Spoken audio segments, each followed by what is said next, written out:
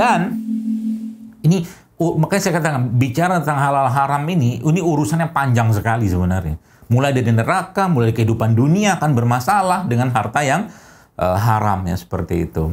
Kemudian penghalang ya dari diterimanya ibadah. Jadi kalau orang misalkan punya mohon maaf gitu kan, dia kerja dari tempat yang hartanya itu atau mungkin rezekinya itu nggak halal atau haram, makanya sedekahnya nggak diterima, hajinya nggak diterima, umrohnya nggak diterima.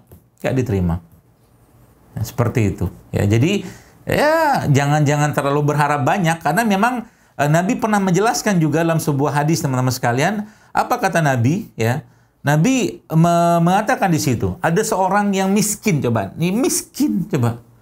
Ya, seorang miskin yang kalau kita tahu salah satu penyebab Allah tidak menurunkan bencana pada suatu tempat itu karena adanya orang-orang miskin di situ. Tapi disebutkan hadis ini, Nabi menyebutkan bahwa ada saat ketika ada orang lagi susah, di gurun pasir gitu kan, terus dia berdoa, ya Rob gitu kan, meminta pada Allah. Lalu Nabi katakan, ini gimana mau dikabulkan doanya dia? Makanan dia haram, ya pakaian dia haram, coba seperti itu.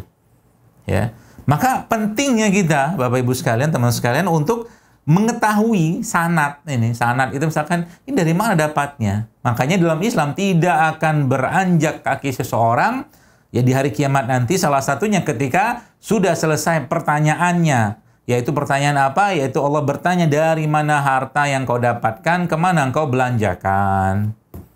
Jadi kalau orang-orang yang misalkan mohon maaf gitu ya, korupsi ya, uang-uang yang tidak halal misalkan ya, seperti itu tidak akan mungkin keluarganya tenang.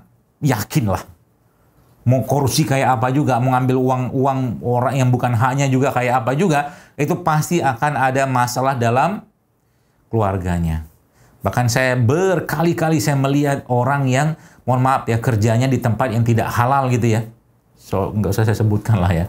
Itu ternyata, itu ya Allah ya Rabbi, itu ada yang mati mendadak, ada yang sakit, nggak ada itunya, nggak ada obatnya, nggak jelas sakitnya apa, gitu loh, macam-macam lah, ya. Jadi ini kan apa tuh namanya? Jadi tadi yang di awal tadi saya jelaskan tadi bagian ya dari kehilangan keberkahan yang tadi Allah akan cabut dengan harta yang haram tadi, atau dengan pemakanan yang haram tadi, ya. Nah makanya ya kita ya kita perlu berhati-hati, intinya itu aja sebenarnya.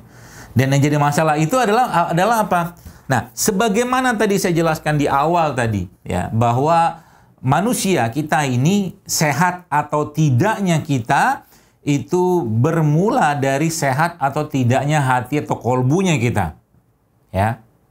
Jadi sehatnya kita ini bermula dalam konsep Islam, saya tidak bahas konsep yang lain, adalah bermula dari sehat atau tidaknya kolbu atau hatinya kita.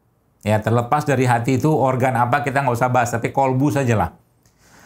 Maka semua harta haram yang dikonsumsi oleh seseorang, sengaja atau tidak sengaja, ya kalau sengaja tadi tidak sengaja saya katakan pasti diampunin. Tapi kalau terus menerus dan dia tidak ngecek itu, maka yang terjadi adalah kerusakan hati. Aduh, kalau udah kerusakan hati repot serius. Akhlak tidak akan baik, akhlak akan buruk, sikap akan buruk. Ya, orang ibarat kata mah laptop ya, atau mungkin komputer atau PC, prosesornya itu rusak gitu loh, bayangin nggak? Prosesornya itu rusak juga. Kalau prosesor rusak, ya ngadat semua, nggak bisa ngapa-ngapain. Mungkin layar nyala, ya, tapi nggak bisa diapa-apain. Gitu lah. Seperti itu teman sekalian. Jadi kalau sudah bicara kerusakan hati itu, maka ya tadi apa tuh namanya? Ya jangan sampai ada tadi makanan-makanan atau produk yang haram tadi masuk, baik berupa produk yang jelas-jelas tidak halal ya alkohol, ya mungkin khamar seperti itu, atau mungkin nauzubillah min zalik, babi seperti itu ya, atau mungkin dari sisi mendapatkannya tadi juga bisa muncul masalah kalau sana tidak halal. Maka kerusakan hati ini ya, salah satunya yang Imam Ahmad pernah ditanya, apa yang ditanya kepada Imam Ahmad, bagaimana cara menundukkan hati agar hati itu menjadi lunak? Maka beliau ya rahimahullah menyebutkan bahwa dengan makan yang halal. Ya.